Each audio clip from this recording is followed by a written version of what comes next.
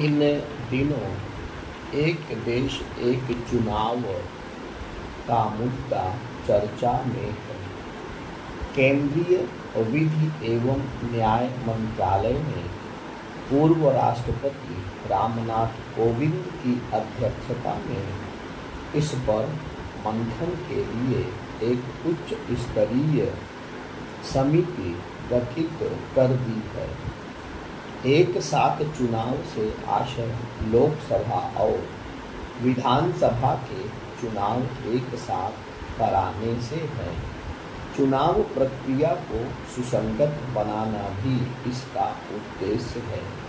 इसका अर्थ यह नहीं कि पूरे देश में सभी लोकसभा और विधानसभा सीटों के लिए एक ही दिन में चुनाव करा लिए जाएं।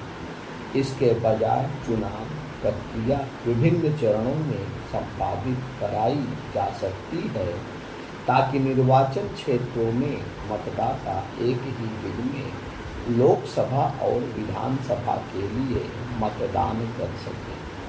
स्वतंत्रता के बाद देश में लोकसभा और विधानसभा के चुनाव एक साथ संपन्न होते रहे।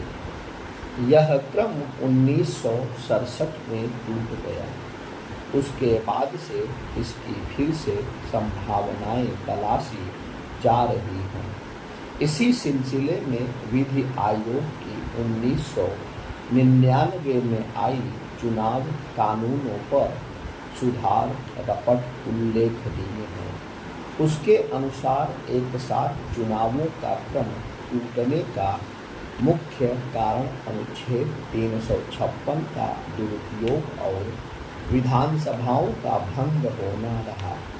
हालांकि अब 356 के उपयोग के आसार बहुत सीमित हो गए हैं, इसलिए अलग अलग कराए जाने के बजाय लोकसभा और विधानसभाओं के चुनाव प्रत्येक 5 वर्ष में एक बार कराया जाना आदर्श होगा।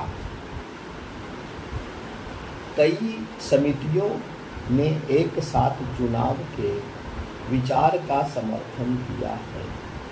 कार्मिक लोक शिकायत विधि एवं न्याय मामलों से जुड़ी संसद की स्थायी समिति ने 17 दिसंबर 2015 को राज्यसभा में प्रस्तुत एक रिपोर्ट में सुझाया था कि सभी दलों को एक साथ चुनाव पर गंभीरता से विचार करना चाहिए, विशेष रूप से आर्थिक विकास की गति को देखते हुए। यह बहुत आवश्यक है क्योंकि बार बार चुनाव के चलते लागू होने वाली आदर्श आचार संहिता के कारण कई परियोजनाओं का काम अटक जाता है। नीति आयोग का पत्र भी यही कहता है।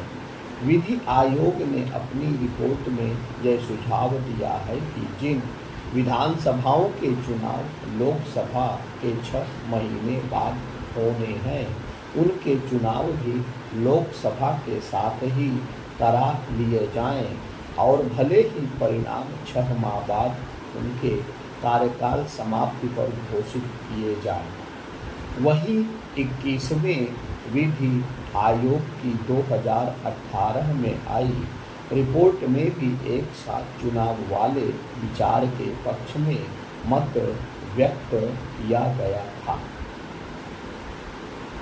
क्या एक साथ चुनाव कराना वाकई लाभदायक है? समवेत स्वर में इसका उत्तर हाँ में ही निकलेगा। कम से कम 4 पहलू इसके फायदों की पुष्टि करते हैं।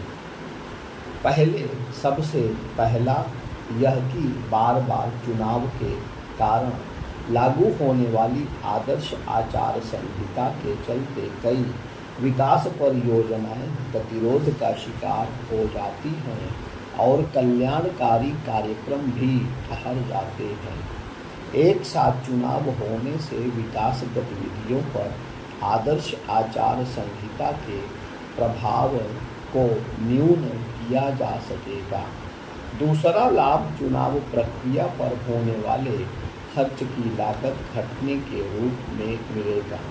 विधि आयोग की रिपोर्ट के अनुसार लोकसभा और विधानसभा चुनावों का खर्च लगभग बराबर होता है। लोकसभा चुनाव का ध्येय जहां भारत सरकार वहन करती है, वहीं विधानसभाओं चुनावों का खर्च संबंधित राज्य की सरकार को उठाना पड़ता है, जबकि एक साथ चुनाव से केंद्र और राज्य आधा आधा खर्च उठाकर ही चुनाव करा सकते हैं। इससे पार्टियों और प्रत्याशियों का खर्च भी व्यापक स्तर पर घटेगा। तीसरा लाभ चुनाव प्रक्रिया से जुड़ी कठिनाइयों के हल में मिलेगा। चुनाव कराना लॉजिस्टिक्स के लिहाज से बड़ी चुनौती है, जिसके लिए भारी मात्रा में संसाधन और समन्वय की आवश्यकता होती है।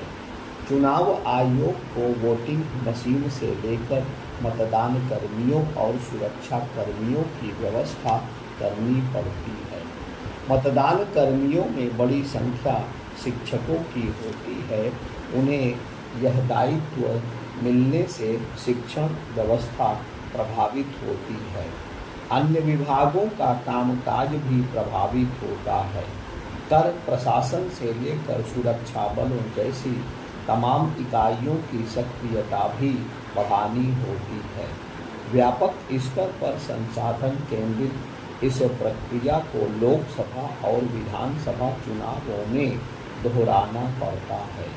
इन तीन फायदों से इतर एक साथ चुनाव का सबसे बड़ा लाभ मतदान में बढ़ोतरी के रूप में दिख सकता है।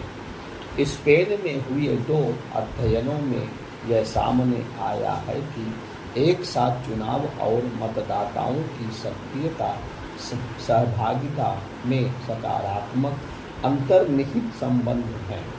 भारत में भी इसके प्रमाण मौजूद हैं। अभी आंध्र प्रदेश, अरुणाचल प्रदेश, ओडिशा, सिक्किम और तेलंगाना में लोकसभा के साथ विधानसभा चुनावों का कार्यक्रम है। वर्ष 2019 में हुए चुनावों में आंध्र में 80.38% मतदान हुआ, जबकि अरुणाचल में 82.11%, ओडिशा में 73.29%, सिक्किम में 81.41% और तेलंगाना में 62.44%, जबकि मतदान का राष्ट्रीय औसत 67.4% था। इस प्रकार देखें तो तेलंगाना को छोड़कर उन सभी राज्यों में मतदान का प्रतिशत राष्ट्रीय औसत से अधिक रहा, जहां लोकसभा और विधानसभा के चुनाव एक साथ कराए गए थे।